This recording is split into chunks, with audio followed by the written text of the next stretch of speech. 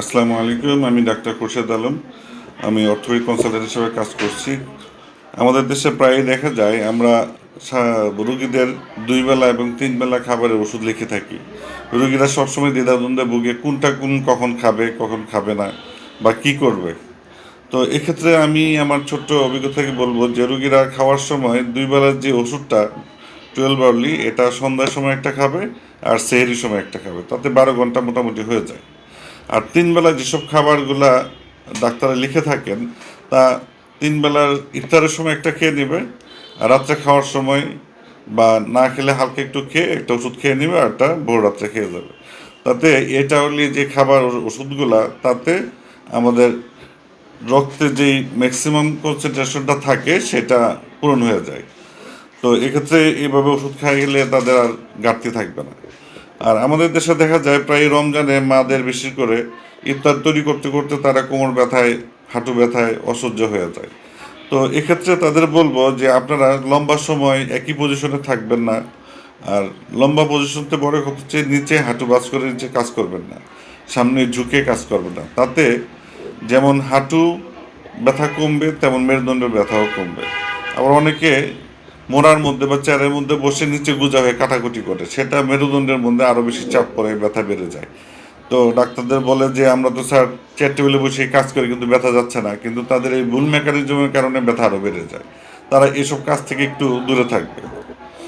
আর খাবার দাবারের ক্ষেত্রে আমাদের রমজানের সবাই আমরা খুব তেল চর্বি খাবার বেশি করে খাই, যেমন বেগুনি, পেঁয়াজু, ছোলা, ডাল।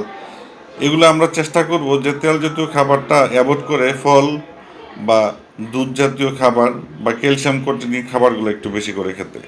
তাতে আমাদের শরীরে ক্লান্তি ভাবটাও একটু কমে যাবে। ক্যালসিয়াম, ভিটামিন ডি যেমন শরীরের ক্লান্তি কমায় তেমন পুষ্টিও যোগাবে, হাড়গুলো মজবুত হবে।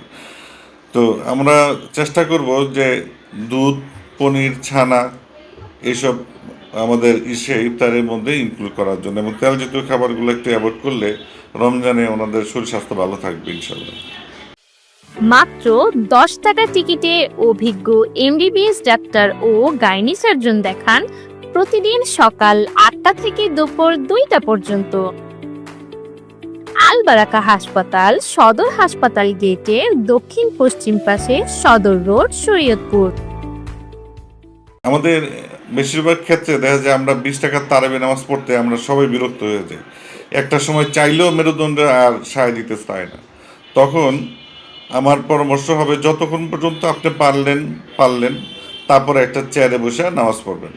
নামাজে দাঁড়াবে, হুজুরদের সাথে দাঁড়াবে, কিন্তু সেজদা দেওয়ার সময় চেয়ারে বসে সেজদা দেবে।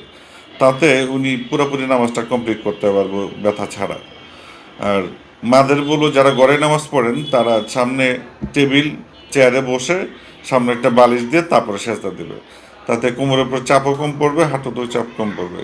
তখন তারা পুরো নামাজটা কমপ্লিট করতে পারবে। অনেকে মনে করে যে নিচে না নামাজ পড়লে হবে না, কিন্তু ব্যাপারটা তা না। কিন্তু আমাদের প্রয়োজনের ক্ষেত্রে আমরা অভ্যাস পরিবর্তন করতে পারবো। তো এই ক্ষেত্রে নামাজ যদি পড়ে তাহলে আমার মনে হয় তারা পুরো নামাজটাই কমপ্লিট করতে পারবে।